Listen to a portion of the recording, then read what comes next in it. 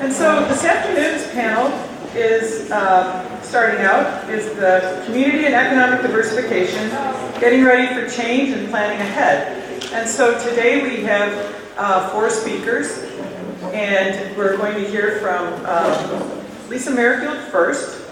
And I will read, Lisa, if I can do that, your bio. Lisa is the Sustainable Community Specialist with University of Illinois Extension Community and Economic Development Team. She works with the University of Illinois faculty, extension specialists, extension educators, and community leaders to identify opportunities and approaches that help local governments and organizations address the challenges they face. She has a bachelor's degree in environmental science and a master's degree in urban planning, and a focus on natural resource planning. So, Kim, if you'd like to come and tell us a little bit about your program, and we'll also hear from the USDA and from the Department of Commerce, and then a little bit from philanthropy. Great, thank you. Thanks so much. As was mentioned, I'm with the University of Illinois Extension, but I'm not with the part of Extension that you probably think about. You think about the ag programming that Extension does, you probably think about 4-H, you might think about Master Gardeners, but we're with a team that deals with community and economic development. So we are planners, and we are resource managers, and we are people who think and work with communities to try and work innovatively. We're particularly interested in rural communities in Illinois and how to maintain our rural vitality. So this is just a shot from our website and some of the things we work on. We do some leadership development programming. We do webinars for local governments to try and hit on upcoming issues and legislative concerns and those kinds of things. We do some, we have a blog and do some programming around building entrepreneurial communities, thinking about downtown restructuring. So we do a breadth of kinds of activities. I also wanted to show you a map, and this is tiny and hard to read. There are handouts on the back table if you're interested. We have a slate of community and economic development specialists and educators. So specialists, like me, are located on the University of Illinois campus, and we kind of interface with faculty, and then we interface with our educators who are spread throughout the state. So as you can see, we have 8 educators spread around the state, working in communities with local folks like you. So they do this on-the-ground programming. They're the people who are there, who can be at the meetings, who really interact, and then can feed back into campus if we need some research or if we need some expert advice. We'll provide that. So it's a pretty good system. So what do I do? I joined University of Illinois Extension about a year ago with the goal of creating a Sustainable Communities Initiative in Illinois. And one of the early conversations I had is, do I call it Sustainable Communities, or is that going to be off-putting? But I've stuck with that, so we'll see. So one of the first goals was to kind of look within Extension across the silos. Somebody mentioned silos earlier, so across silos within Extension, which is a 700-strong person organization, so there are lots of us around the state. So I looked at who's working on sustainable communities within Extension. And again, I've got a handout on this, which has a directory on the back with names and contact information of people. But we work at the statewide level, throughout the state doing programming. We work at the local community level. As I mentioned, the educators are on the ground in communities. And we work at the individual level, helping homeowners make different choices. And finally, we've got people who do STEM education, and of course we've got the whole 4-H program that's looking at how to train the next generation of informed citizens. Within the Sustainable Communities Initiative, my background is primarily in stormwater, so that's my first love. So one of the things we've started looking at is how are communities handling stormwater in Illinois. And this is not, I won't go too much into depth with this, but we are working with Illinois EPA on communities with a certain kind of permit. So you'll notice there's not a lot in southern Illinois. That's not because you're not doing things, it's because you didn't have this particular permit, so I couldn't get your report. But so we're starting to look at how which communities are the early adopters and are doing more with respect to addressing stormwater in a sustainable way, and which communities maybe can learn from the communities that are doing the really good things. So we're working on some case studies. I I brought a couple students with me today who are really digging into this summer. You want to wave your hands? Rita and Gabe came with me. And actually, I should back up. I also want to shout out to Susan Odom, who is my colleague. She is an educator working down here with many of you right now. So that's one thing, one avenue we're taking. We're looking at what communities are doing and how do we do case studies to help other communities learn from those practices. We look largely at economic development because we know that that is a driver, and that as we're talking with small communities, we got to talk money. We got to talk how much does it cost, and what's the benefit. So there are a lot of calculators out there. I used an example from Philadelphia. They've done a ton of research on what sustainability practices really pay. GSI is green stormwater infrastructure, and forgive the jargon on here. I took these from some other presentations I've given. But we know, or there's enough research to say that green practices raise house prices, and that raises tax revenue. And there's some research from the Natural Resource Defense Council that has indicated that that people who do businesses or retail developments that incorporate green practices can get higher rents, or that people shopping at those places are more interested in going and are willing to pay more. So there's some economic kind of drivers that we're trying to capitalize on and really understand in a way that we can talk to smaller communities about what this really means and what the benefits are in dollars and cents. A project we're just starting that I'm particularly excited about is looking at the nexus between workforce development, social justice, and green infrastructure in particular. But this is coming largely from the solar projects in Illinois. It was mentioned earlier that there's been a real social justice. There's Solar for All programs, and we're really trying to make sure we make access to clean energy equitable. Well, the green infrastructure world is a little bit behind the solar world, but there's now a certification, and cities throughout the Midwest are stepping up and saying, we want to do this. Looking at all the flooding, we need to think about water and resources differently in this state. And there's a group of us throughout the region who are saying, how do we help communities make sure that they're meeting multiple goals as they green and they look to more sustainable practices? So we'll have more information on this in a year. We're just getting started, but it's an interesting, I think it's an interesting project.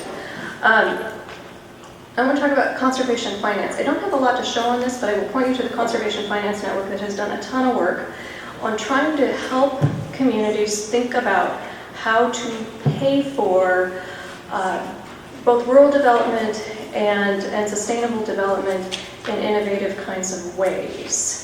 How we think beyond the bond measure or beyond taxes and those kinds of things. How we think a little bit differently about how we might pay for programs. And it's particularly kind of rising to the surface right now as maybe federal resources that were once available are far less available. For now, hopefully that will change, but for now, there's less, potentially less impetus to fund things at the federal level. The state, I think, is on the upswing again, but there is a lot of baby boomer wealth that is transferring to younger people who kind of think about these things a little bit differently, and so there's a lot of discussion about how do we make sure that those investors have opportunities, the opportunities we want them to have. And I'm almost done. The last thing I want to mention is we coordinate something called the Prairie Sustainability Network, because what we've found is that around the state there are resource development, resource managers, there are sustainability people, there are people in local governments who are doing these kinds of things. A lot of time it's not their full-time job, don't have time to think about it, but it's an interest or it's a passion. And so we have a coalition of people. We talk every other month. We usually have a speaker, and then we just have kind of an informal discussion. Any of you at the municipal or county level, I invite you to join our discussion, join our conversation, and help us work together and think about how to make these changes. And with that, thank you.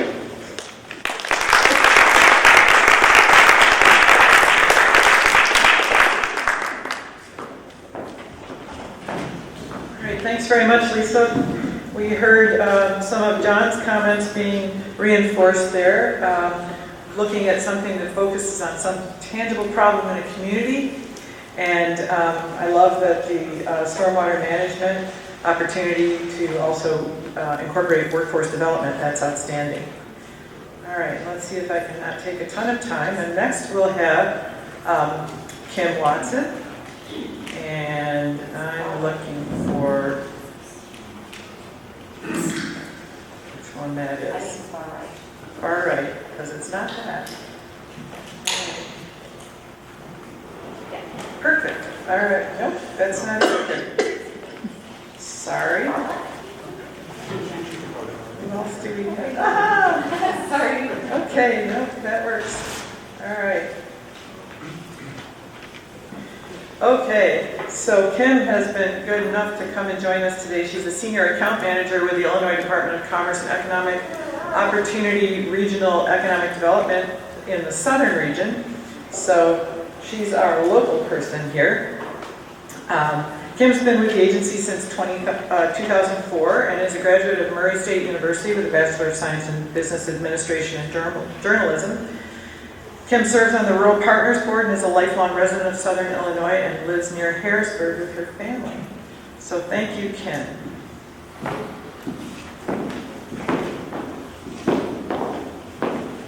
Good afternoon. We drew this strong at the dreaded after lunch spot, so I hope you all bear with us. And hope I can see this to do this.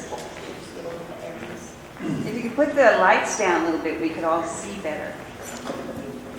Okay, you want to show me this clickers before I click the wrong button?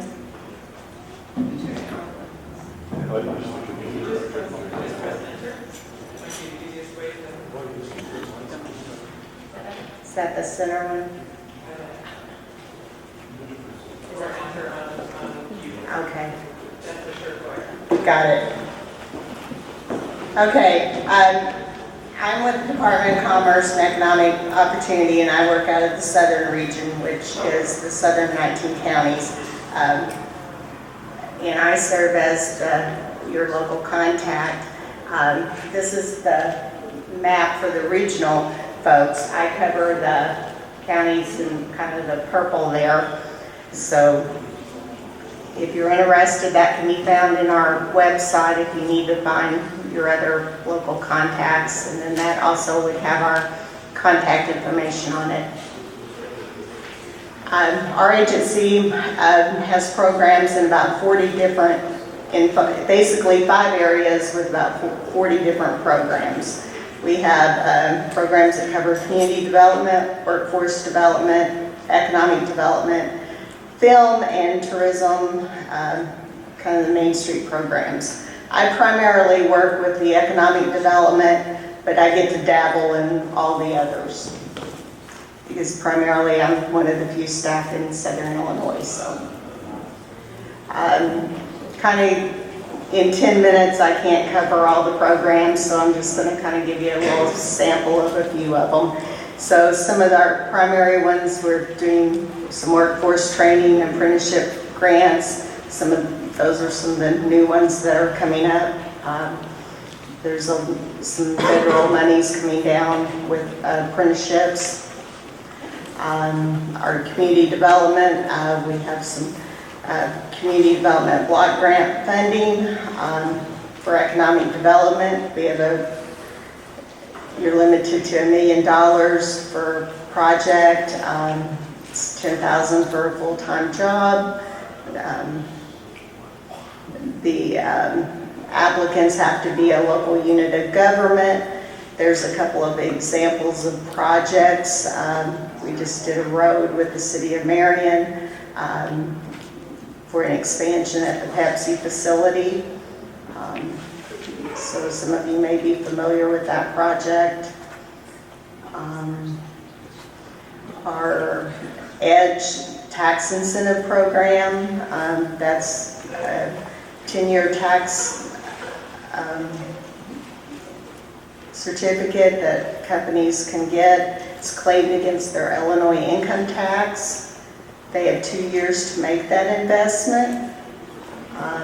They have to make that that if it wasn't but for that incentive, that they couldn't make their investment and create those jobs.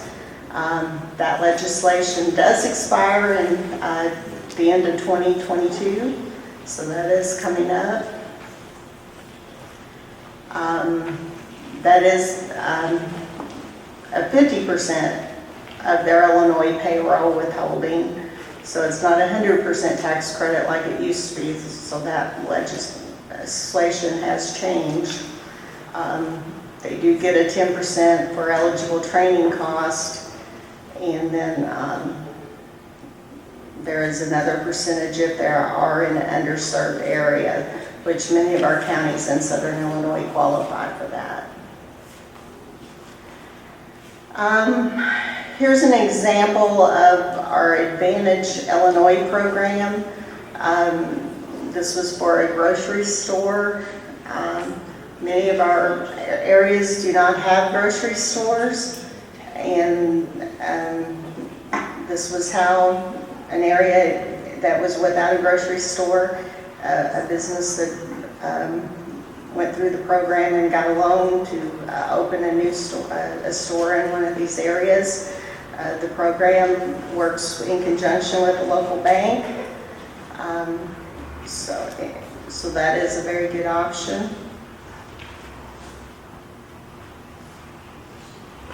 These are some, what we call the built-in incentives. Those are some credits and things that are available that businesses can qualify for. There's the single sales tax that reduces their corporate tax. A lot of businesses aren't aware of these, or people aren't aware that these are available, and that just puts dollars back to the business's bottom line. There's no personal property tax in Illinois. There is no, they also can qualify for the R&D tax credit, that's 6.5%. And then we are a deregulated energy savings state. And that's basically kind of the sampling of what our programs are. So, we'll be around for a little while. So I think I probably gave you some time back.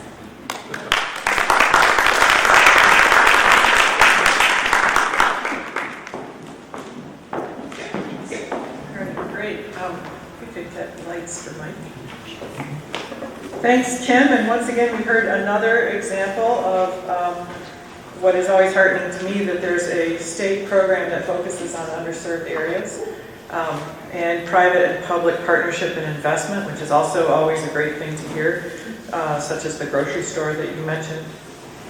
Next, we'll hear from Mike McKee, and Mike is with the USDA Rural Development Office, and has been there for more than 10 years, delivering service in more than 40 programs available through the agency.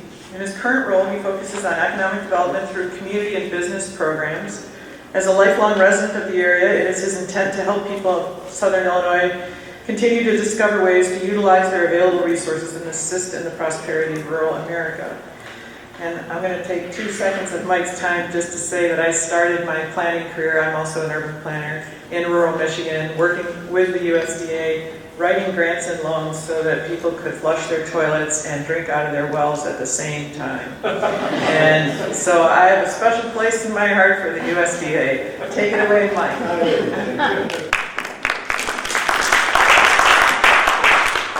All right, so I'm not going to use microphones or anything like that. I'm going to just walk around and talk because that's just me, and I'm better that way. So if you have questions, you can ask me now too. Okay. So I'm going to do my thing when people see me on the street or whatever and say, what do you guys do? So USDA Rural Development. I didn't know you guys had 40 programs. So we have 40 programs, so it doesn't sound as big. So, and like she said too, I won't bore you with trying to go through all of them, because I see a lot of familiar faces. But the idea here is that rural development is kind of like your bank for your municipalities, for your nonprofits, for businesses, for homeowners, for multifamily housing complexes. So if you go through all the things I just mentioned, it's everybody. So everybody here has probably been impacted. You care about me? No, that's fine. It's after lunch, maybe it helps. So rural development can really impact everybody in this room in some form. The area I serve primarily, the southern 16 or 17 counties, I don't have any ineligible areas except for a couple of programs right here in Carbondale, but everything else is available to everyone. We have, like I mentioned, we can cover housing, and we can cover wastewater and water. We can cover business. I think what I want to leave you with most, because so I'm not already dead. I mean, some people are probably like, wow, good. But what I want to leave with you most is a business card, because everybody in here has got an idea. And I really believe that everybody in here, and this isn't to knock anybody, because everybody's brilliant, but we all have half of a good idea. So you're looking for the other half of that good idea for it to come to fruition. So what I would love for everybody to do is take a card, go home and be thinking, man, I remember that guy said something about something, but I can't remember what it was. I'll just email him, or I'll give him a call, and I'll run this by him. I remember we've worked on projects where they just came from sitting by somebody at lunch, and they were like, hey, do you guys ever do anything with that? I don't know if we necessarily do anything with that, but I'll go back and ask. So you're saying, well, what exactly do you do? We have a community facility loan program. Everybody here's a loan, so what do you do with the loan? If you're a community facility, such as a police department, city hall, school, community colleges, help me out, Bo, think of all of them, right? Nonprofit entities, we can help with loan funds for those. We also have grant programs for those, and we actually are rolling out so many new grants right now. That's why I like people to ask me questions, because sometimes, like we were talking about right before this, is I discover programs that are underutilized that I didn't necessarily know we had or how to access, but you asked me a question, so I had to dig in, and I find out that we've got something for that. So I really do want you to ask a lot of questions. As far as water and waste, I mean, we have the ability to help develop a lot of that poor infrastructure. I mean, we all know that there's like $400 billion in infrastructure in the United States that needs replaced right now, just in the ground. I just got an email this morning, we're about 70% through our year, and we've only spent about half of our money. So if you're out there saying, I'm from a community that needs sewer repairs, stormwater repairs, water repairs, a new water tower, a painted water tower, all these things, and you're in an eligible area, there's probably a way to fund that. For example, this year in Jackson, Pulaski, and Alexander, those are considered persistent poverty counties through a metric. There's special set-aside funds that we've already gained, set-aside funds from the CF grants, from rural business development grants, and we'll be able to access them for water and waste. So if you're sitting in a place, like you said, with the underserved, if you're in an underserved area right now, and you've got a need, you need to reach out to our office. And I'm not guaranteeing that we've got something to fit, but kind of get your own peace of mind that you tried. You know, don't think, well, I don't know if he had something or call me. I mean, my extension is easy, and it's on the card too, but it's easy. It's 123. So you dial that number, you know, just think Michael Jackson and you got him. So that's what I would really like to leave you with on that part. If you're a small business owner, we have a really unique program called Rural Business Development Grants, and the opportunity with that one is it's very competitive every year. But that's the one I always draw on that is maybe you've got a small business and maybe it's a car repair guy. And the car repair guy is working out of his garage at home. It's a licensed business. It's completely legitimate. But if he only had that one piece of equipment, like maybe he needs a lift, maybe he needs a special lighting or paint equipment or something like that that a bank is not going to lend on, because first of all, he's a very small business and he started, and they're looking at this going, what would we do with this proprietary piece of equipment if we got to take it back? Well, in a case like a rural business development grant, what you can do is a city or a nonprofit or another public body can apply for this grant, and then they can buy that piece of equipment and lease it to that business at a very low interest rate. You know, not so low that it's a pass-through, but it's an opportunity for them to get that equipment. We've seen a lot of businesses grow through that program. A lot of times your police cars, your fire trucks, and things you see driving around here, they probably had a 50 to a 75% grant from RD that helped purchase that or accelerate it. We just did a storm siren recently. They've been buying, or they've been doing fundraiser, and they built up to about $6,000. Well, storm sirens are around $25,000. So we were able to come in and do $18,000 plus their $6,000, and now they get a storm siren, you know, a whole lot faster than all those dumpling dinners. But here's the story I want to kind of leave you completely with. So hopefully I don't even get to the 3. I'll give you an example. I had we have different set-aside pots of money. We have different grants. We have different loans. We have opportunities. A lady I used to work with, Renee, she used to always say, we're not the lender of last resort. We're the lender of first opportunity. And I want to tell you that this was, and some of you may have heard this story before, but it was, what had happened is these people were saving up a fundraiser. They wanted to redo their old schoolhouse. It was an old school building. They used it for like a community center, elderly lunches, different things like that. And I can remember this mayor putting on Facebook saying, we're trying to raise money for our thing, come to our dinner, so on and so forth. And I remember calling her and emailing her and saying, hey, you guys just happen to be in a set-aside amount of funds for that. You really should fill out the application. She's like, well, it sounds like a lot of paperwork. I said, like, we'll help you. I mean, we really want this to happen. And I'm not knocking her at all. They continue to do the fundraisers, and that set-aside money went away. They never applied for the grant. That money actually went back, and we didn't spend it because there was a very small group of people that could use this.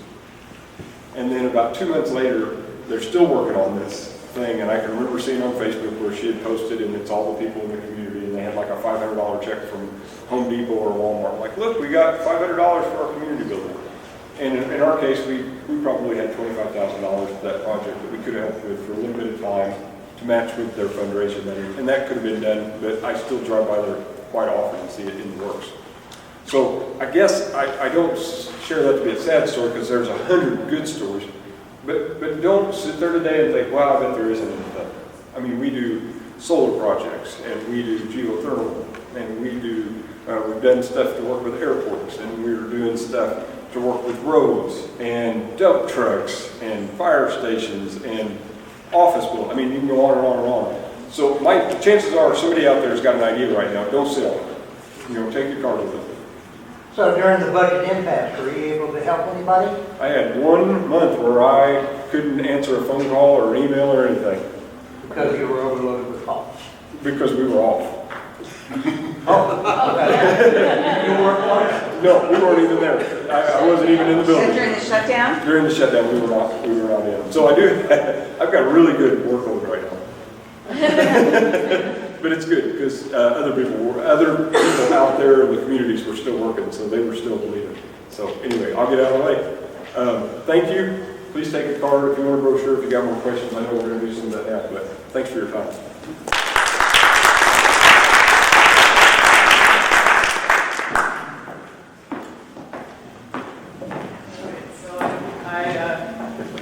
Took the opportunity to turn off one of the presentations. I was going to try and put up a map. I was introduced earlier. I'm Cindy Winland with the Just Transition Fund, and I am also on the Where to Find Money panel and what our federal government is doing and other people to represent philanthropy and to let you know that there is also, as Mike says, there's money out there.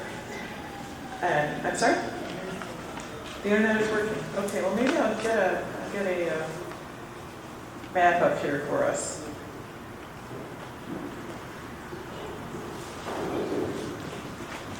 We are not paper people at the Just Transition Fund. It took me a long time to find things to even pass out. So here we go. Is this a touch screen? Yeah, I love that. All right. Our work where we work. Okay, so it's also in green. Well, what I'm trying to show here, and before I get started, when I talk about philanthropy and the places that we go, we work all over the country. And I mentioned briefly earlier that we're a hybrid fund, which means that we fund organizations and we provide technical assistance. And technical assistance spans a pretty big spectrum, and I'll talk a little bit about that. But the most important thing that we do is partner with local organizations. And so I was remiss in not calling out Amy and the Climate Economy, the organization that Amy has founded, because it's because of her and the partners that she's brought together that we're here today. And so I think that it's really important to recognize that. Amy is working really hard, but not established as a nonprofit and as a philanthropy that lives under another, we have a fiduciary home at the Rockefeller Family Fund, and we're not allowed to give money to people who are not nonprofits, organizations. So this event is funded through the Southern Illinois Community Foundation to this group via Amy's efforts. So let's just stop and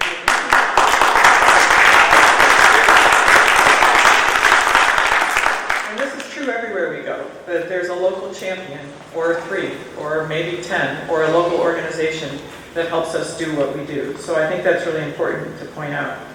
I'd just like to talk a little bit. I'm not going to read my bio. It's always awkward to read a bio. It's really super awkward to read your own bio.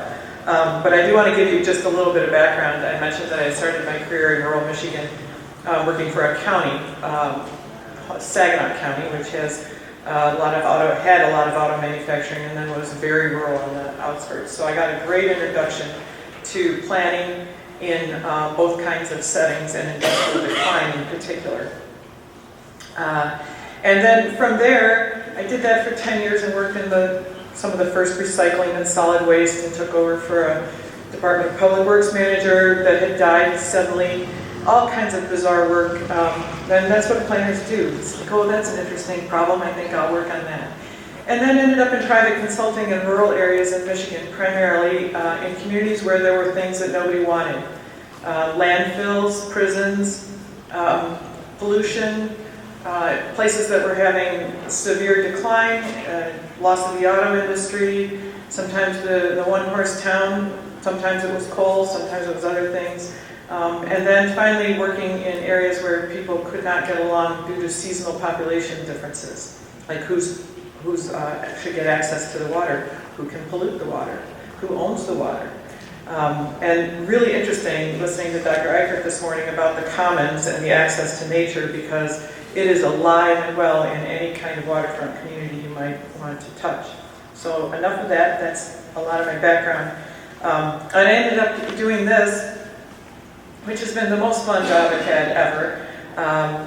We were displaced out of central Michigan with an industrial decline, and my husband got a job in Chicago, and so I closed my business and went to Chicago and ended up working for a nonprofit environmental consulting firm.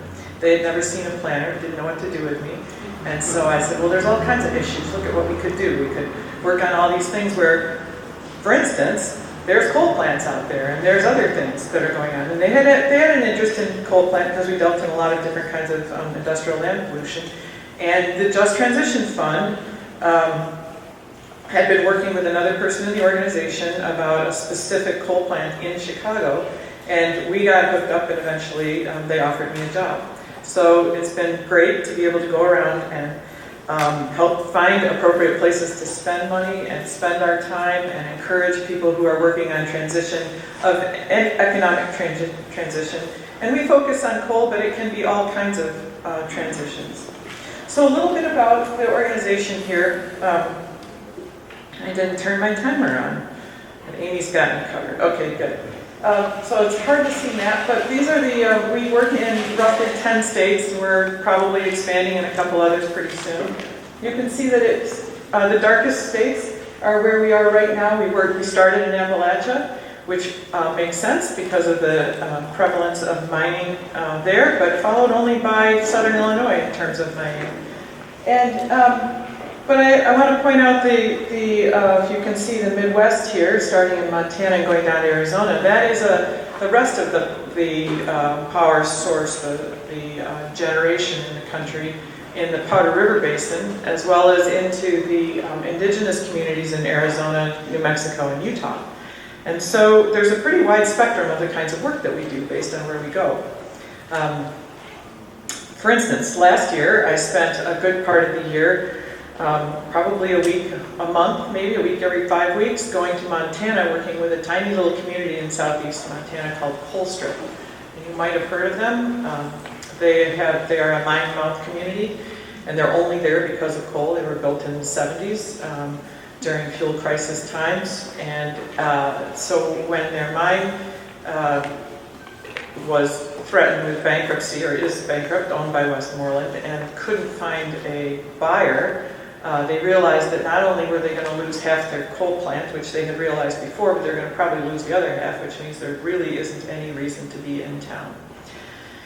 And in this town, they were also dealing with a $10 million settlement that they had received from the state of Washington, which was part of Washington and Montana negotiated a settlement on behalf of Colstrip, but didn't talk to Colstrip. And so this money descended upon them, or was about to descend upon them, which for details I won't go into. And so the governor appointed a committee to help them figure out what to do with various representations on the committee. And so through a series of discussions, the governor's office called us and said, "Why, we'd really like somebody from the outside who's neutral, who has no stake in this, ostensibly, who can help run the conversation, and who can help us engage the people who need to be engaged, and then to come out with something that's going to be useful for them." So as an example, that was sort of the soup to nuts kind of work we might do. So I went out to help them facilitate, set up their agendas, make sure that different community groups were being heard, the indigenous communities were being heard. We established some relationships with the indigenous communities that we're still working with. And so that's just an example of the kind of work, but so we bring time, money, other kinds of resources in terms of expertise, and we want to be sure that we don't descend anywhere with a solution. We try and kind of sneak in, because we only go by invitation, because we really don't want to have an argument about whether this is right, wrong, or indifferent, or whether we're going to blame. But we're here to provide whatever resources we can, and also to help aggregate funding. So we're not always the only funder in the game. And for instance, in Minnesota, we've been working on a big impact assessment that's funded by, I think, 4 different philanthropies and a utility and a whole lot of state funding. So just a couple examples of the kind of work we do. And in Illinois, this is the first event we've ever had in Illinois, the first work we've done in Illinois, that's right. But we'd really like to participate and come back and do things that are meaningful in the transition that you're facing with energy. So with that, I will stop talking and ask a couple questions, if I could do that. So what did you do for those folks in Southwest Montana? What kind of transition did you get? Well, we didn't get them anything. What we did was help them go settle on what they have an implementation plan. They have a fiduciary for their $10 million, which is the Montana State Community Foundations, because community foundations are very cool things. And in Montana, the local community foundations are all, most of them are administered by the state level. So what they have now is an implementation plan. They're in the business of setting up a committee through the community foundation that's going to do the distribution of the funds. And they've decided they're distributing 2/3 of their funds, and they're leveraging/investing the other third of their funds. And this probably isn't the last they'll see in the way of money, because they did end up only closing the first 2 units and not the second 2 units. So, important point, we did nothing but help them get to where they think they need to go. I think you did something. Well, I got to know a lot of Billings, I'll tell you that. And you can still park your horse on the sidewalk in Billings, by the way. Wow. But, so we had a couple, I just wanted to start out with a question. We have the benefit and pleasure of having Dr. Eichert with us again for the rest of this time. So I was just going to start out and say, so we heard earlier from you, Dr. Eichert, about the government responsibility to preserve people's rights to clean air, clean water in the future. That not only, so we have a responsibility on the part of government to protect the commons, but we also have the rights of the people going on. And we heard about all these great programs that are at the state level, are at the, sponsored by the university level, are at the federal level through Mike. Could everybody or anybody who would like to add to this talk a little bit about what their program, pick out something that goes on that you do, and I picked out a couple different things that I heard that does this, that is the round peg in the round hole. And then, what's the square peg in the round hole? When do people come to you with something that you think is really useful, that meets the government's responsibility, but you don't have anything to do? You can't say anything to them about that. Well, we don't have a program for that, or we're not really sure how to do that kind of thing. So, what's going on that's great, and what else could we do better? And don't all raise your hands at once.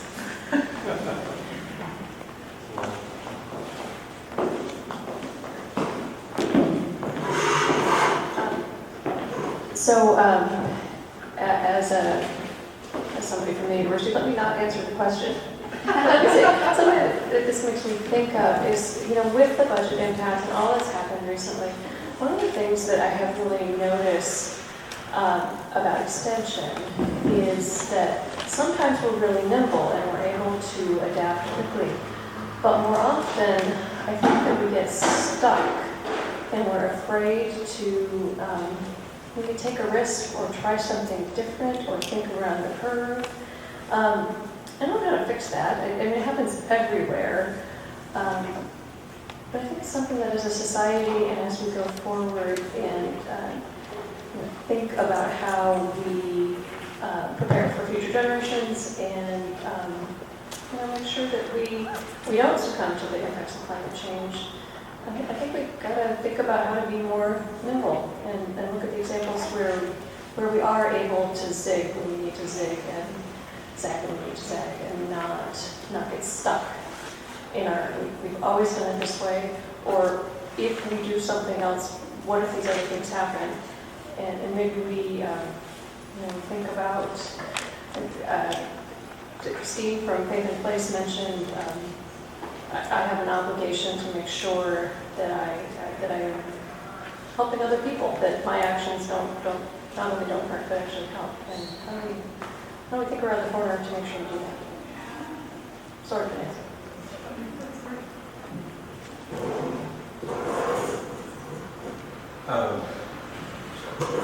How's that? The one program that I think we underutilize a lot in working levels are guarantee programs. The way that works is an entity comes to a bank with a project idea, and then instead of that project being funded directly through the U.S. government, it's guaranteed by the government. So the money goes out from the bank, all the servicing is done by the bank, all of the planning is done within the applicant and the bank. Our office just comes in at the end and reviews everything to make sure that it's feasible, the cash flows are there, everything is good, and then we offer the guarantee. Now that guarantee, depending on if it's a business program, a water program, a community facility program, can be anywhere from 60 to 90%, and then we have our home programs that are a separate guarantee program that they do the same thing. The reason I think that's underutilized and how this kind of fits is because with that guarantee program, that's really the opportunity to do some of these unique funding things, because you're going to be sitting across from a private lender and you're going to be sitting there with them and you're going to come up with the solution for the problem, and then you're going to bring that solution. And then when you bring it, you just make it hard for the government to say no. Like cross all the cross all the Ts, dot all the Is, I'm sorry, and come with the solutions and make them, and I know this sounds weird, but make them say no, make them give you a reason why it won't work.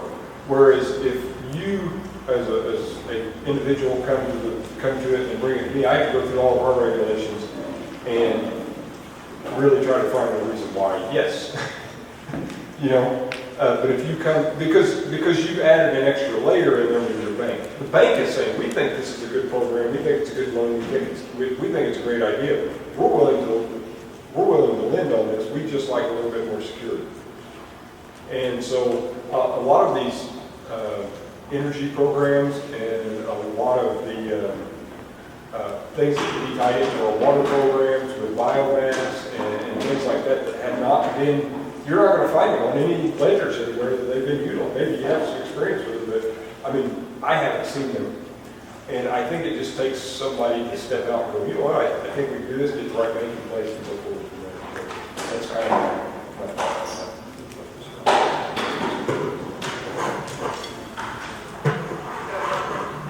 Well, I think one of the issues with the current environment and the budget issues, everybody automatically thinks there is no money available, so oftentimes people don't ask.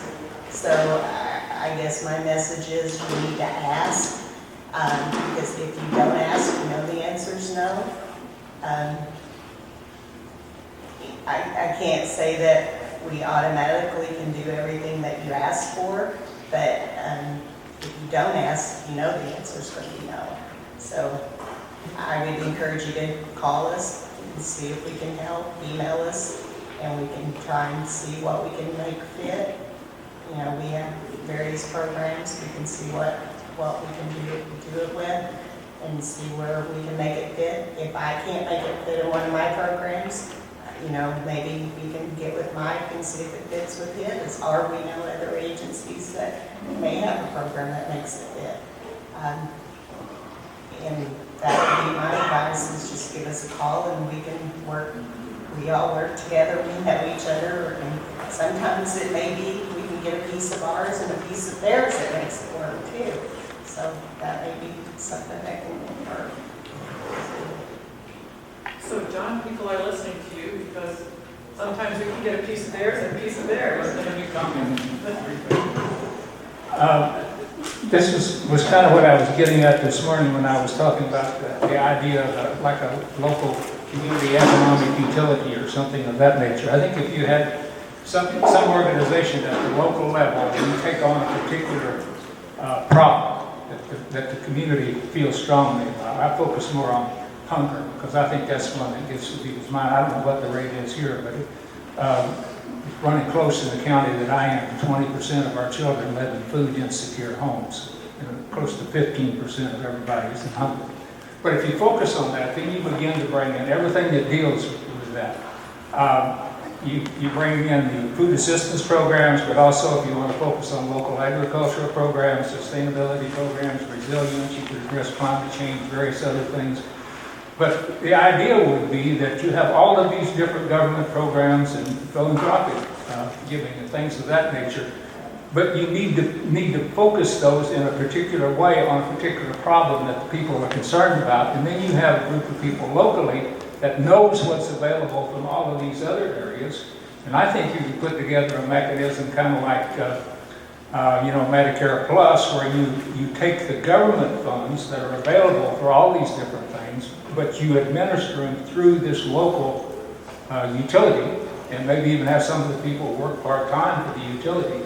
But you focus on the needs, and then somebody knows all of the programs together, and then how to fit those to a particular thing, a particular issue within the community.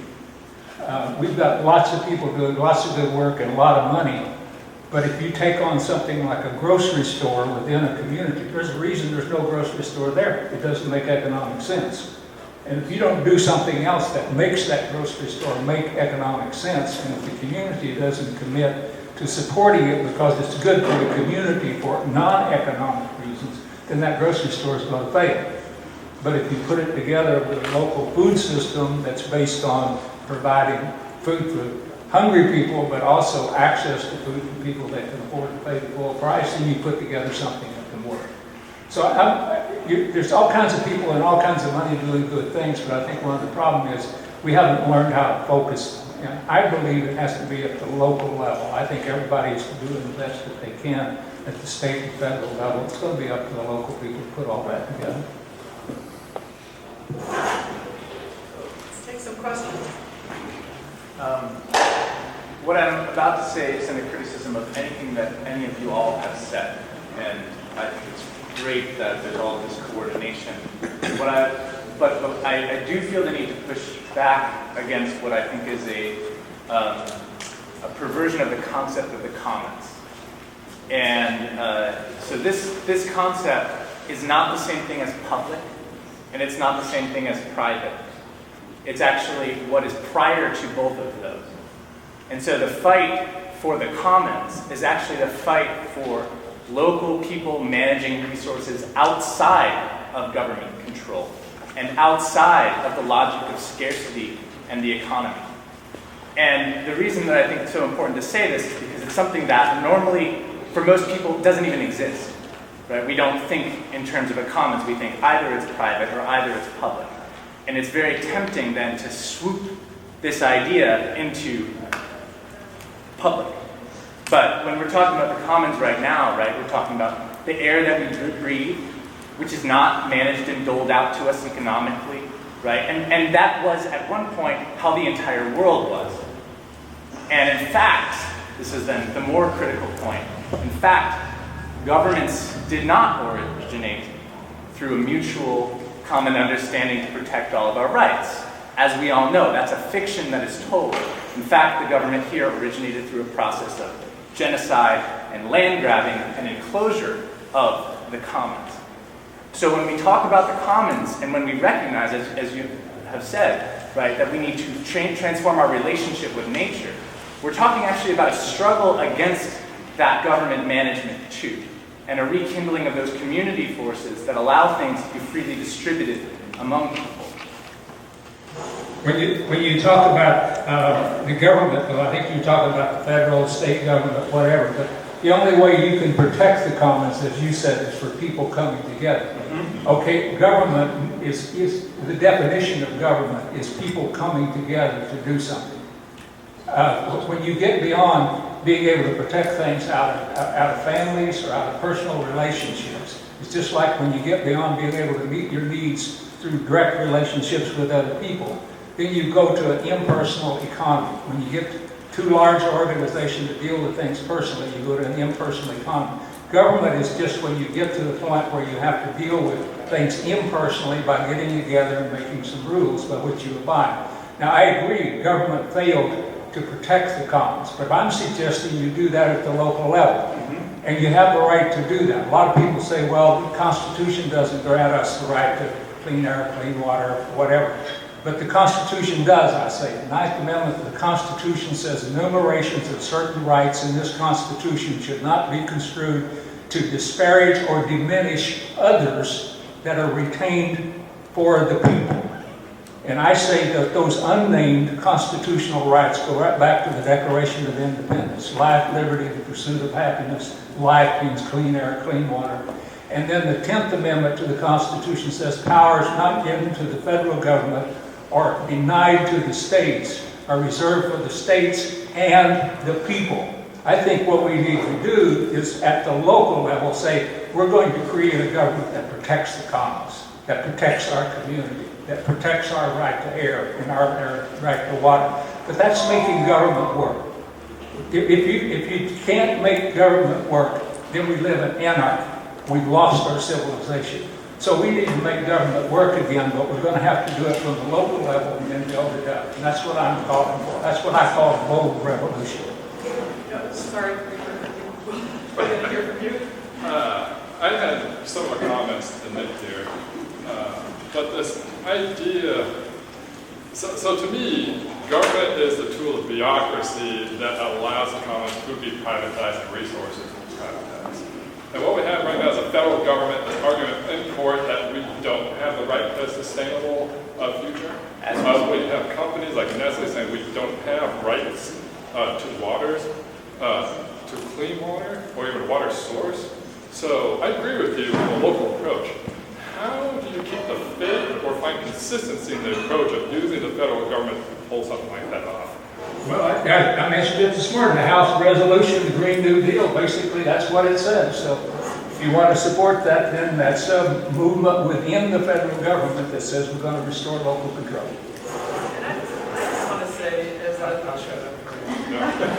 and we're going to be out of time here in just a minute, but as a starting my career in government, I learned early on that the relationships that I build as a representative of government are the best thing that I can do to help government move. Because, you know, when you're a planner, the only time anybody ever interacts with government is usually in the planning office or getting a license for your dog.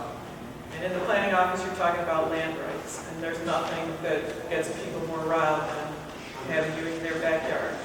And so, in defense, I think, and I will form it that way, because we have the government we have, and we need to learn to work with it, I think, as well as resist it when it's you know, something that bears that.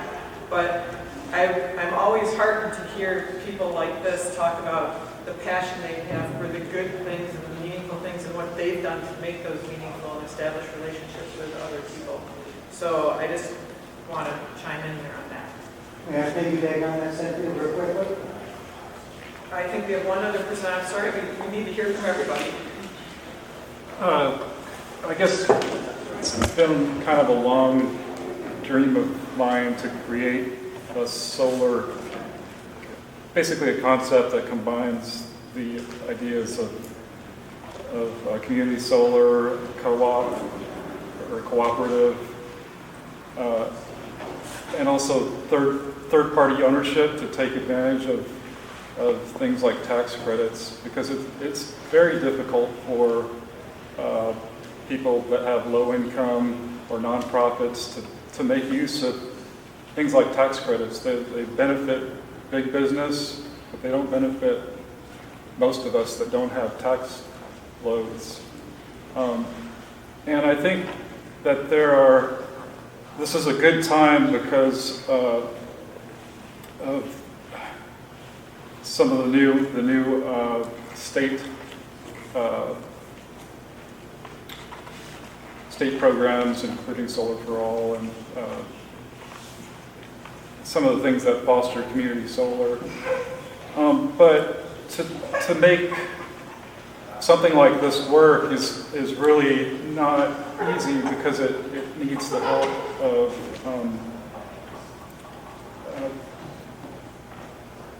lawyers that have intimate knowledge of tax law, really skilled accountants that know something about energy. And I was wondering if the four of you have any ideas on how, those types of professionals are very expensive to hire. I've tried to make contact with just a very forward-thinking lawyer that knows about setting up cooperatives. But what resources are there for bringing together tax knowledgeable attorneys to set up relatively complicated structure that gives people confidence, like small businesses, to invest their money and to know that they're going to be safe in investing in community solar. So is there funding ever to pay for professional services to access any of these programs? Is that a fair Yes. summary of you allow to pay the engineer and the attorney to get you to help you? Could that be a line item, say, in a USDA application? So the short answer is yes. It would just be how the short answer is yes. That's just what's the full scope of the project. I would be hesitant to just say absolutely, but I would say that there probably is a way forward in that.